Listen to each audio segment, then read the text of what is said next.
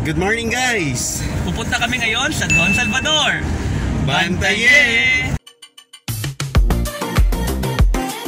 Bantaye! Okay, so ngayon guys, ang schedule namin sa Bantaye Group mag-relax, maglibot sa isa sa mga pinakamagandang tourist destination dito sa Negros Occidental, or maybe sa buong Negros. No. If not, okay, yung Don Salvador Benedicto. Okay, nasa itaas siya ng bundok. Yan yung anong tawag sa Don Salvador? Brad, yung nickname niya? DSB sa DSB. Oh, DSB, at saka di ba tinatawag din siyang mini Baguio ba yon? Yes. Yun yung mini Baguio na hindi malamig. Mini Baguio of Negros Occidental. At syempre mga kabantay, ito ngayon nyo rin, meron kami mga small history about sa DSB. Yun, handang-handa si Incheck. kung paano na nagsimula, kung saan ang galing yung pangalang DSB at sino yung mga taong sangkot doon. Ay, mga sangkot niya. Di ba? Nag-research si Incheck sa DSB or Don Salvador, Bantaye. Okay, so guys, kumpleto na kami. Ito na sila yung mga kasama namin sa Don Salvador. Yung tatlo sa kanila, yung mga segment vloggers natin sa Bantaye. So, guys, take it away. Hi guys, I am Mariel and my segment is My Real Talk, Mariel Talk. My Real Talk, Mariel Talk. Hi guys, I'm Shana ng Shana On.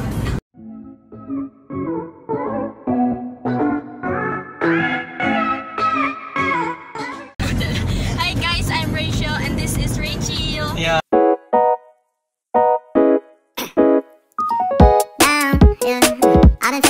I've been feeling so. Silang tatlo yan. Yung sa likod naman, mga dancers. Yan na sa likod. Mga TikTok, mga TikTokers sa likod. Tapos meron kaming Speaking of, ito, si Jan Diesel. Yung model-modela namin sa mga photo, yan. Pero magiging vlogger din yan later. Okay, yun ba? Okay, yun lang.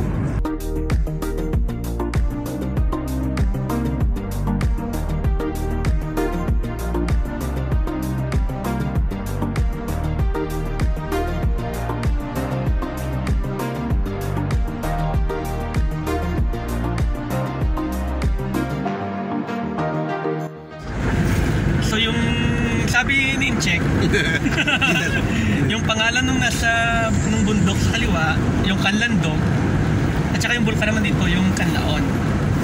Tapos mag-asawa daw sila.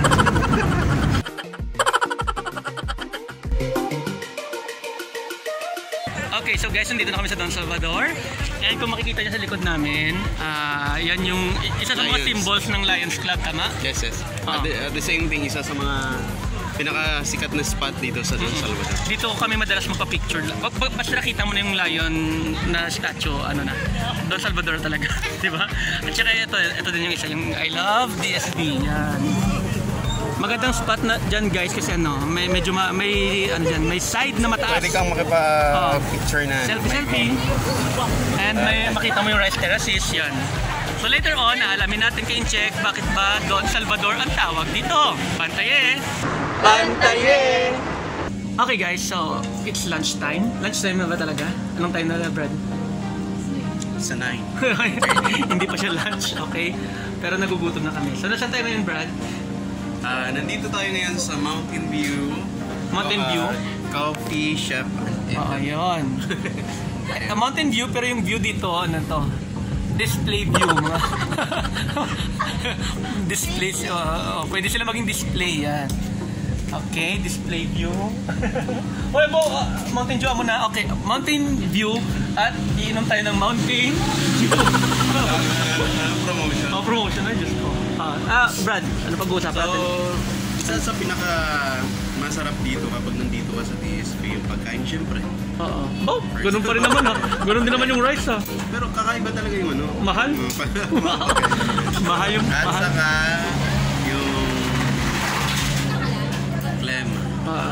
yung plema. Yung plema. Tsaka yung plema daw. Yung climate, yung climate yun. Medyo malamig kasi dito, di ba? Pero hindi siya kasing lamig ng Baguio, guys. Ano lang siya. Kumbaga, mga 1 degree Celsius lower kaysa sa city. Parang ganyan, Yes, Mountain Dew ko. Waiter! Mountain Dew. Waiter. Okay.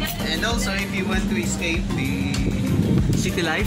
city life, At saka yung- pwede mo ma-enjoy yung view, pwede mo ma-enjoy yung hangin.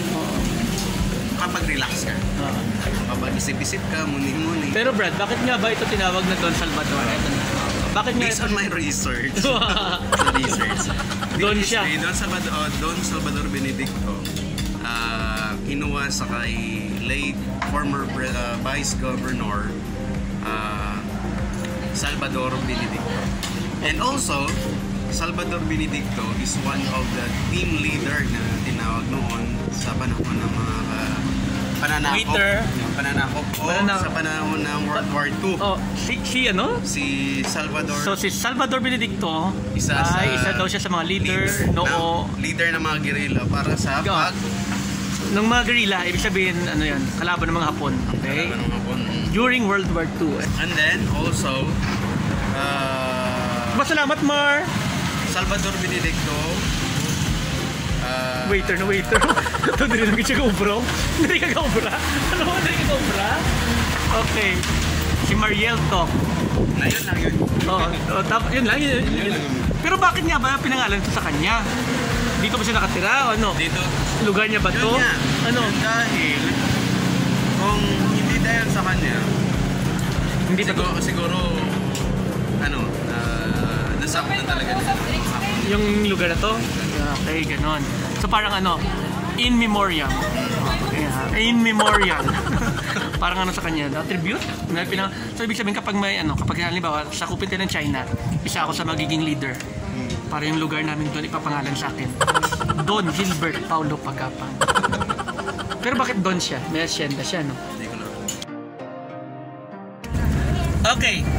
So, ano nga ba yun? Okay guys, so may pinag-uusapan kami kanina lang. Kaya in-open namin to. Kasi di ba merong idiomatic expression na no man is an island. Okay? Ibig sabihin ng no man is an island, walang taong maaaring mabuhay ng siya lang. Or walang tao na siya lang, yung wala siyang ibang kailangan. Oo. So bakit, yung tanong ko sa kanila, bakit island yung ginamit? Pwede din namang mountain, kasi yung mountain nakakatayo ng siya lang, yung volcano nakakatayo din ng siya lang. Bakit island? So, unahin natin si Shana. Shana, ano yung sagot mo? Shan? Saan ka na pala, Shan? Ano, bakit island? Bakit island? Logan? Kasi? Kasi sa island, wala masyadong resources. O hindi. So, yun yung sagot mo. May madaming resources Sa sa island. mountains. Hindi. May tinaguriang May mga Marble islands Island. na madaming resources. Mismo yung Negros Occidental is an island. Yes. Ang Negros is an island pero madami tayong resources. May mountain tayo. Di ba? Sa na island may mountain tayo. Okay, ikaw, Mariel. Bakit island yung ginamit? Kaya ano, na... Yung makakasagot kasi nito guys, mayroong award or may prize.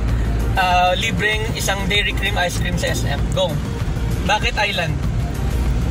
Ano, they both have a lot of needs and parts in order to complete May itself binabasa ba siya? and to stand. Scripts! To stand May binasa pa siya? May binasa pa siya?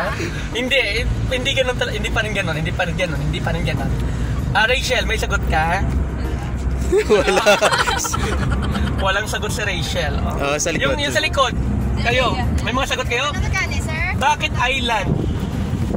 May ginabasa si Colin. I think nag-research si Colin Coro. Wala si... Sige. Bakit, Colin? Ano to eh, sir? Bakit island yung ginamit? Anong meaning ka nung walis sa island? yung kaya niyang tumayo ng siya lang. Hindi niya kailangan ng iba. Bakit walang tao na parang island na kaya tumayo ng siya lang? Sige. Bakit island yung ginamit? May sagot wala? Sir, kung wala ang tao, sir, hindi man magnami ang island.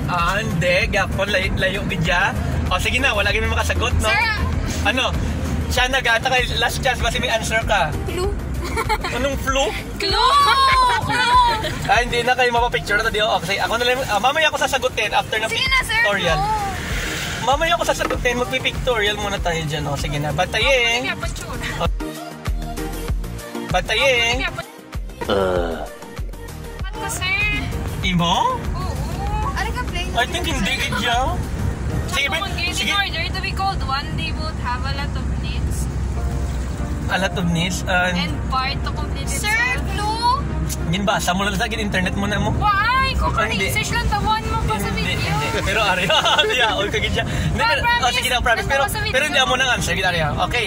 Ready. Di ba? Una, tatanungin ko kayo. Kapag sinabing dinaanan ng bagyo yung buhay, ano ibig sabihin ng dinaanan ng bagyo ang buhay? May bagyo sa buhay natin. Ano yon? Problem. Unos.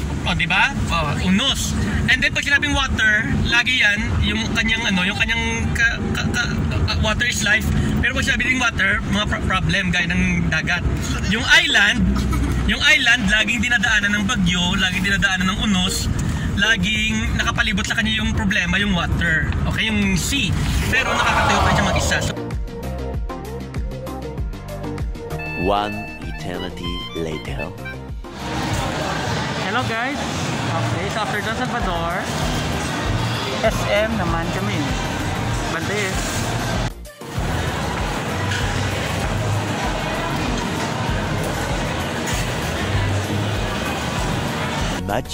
Much later.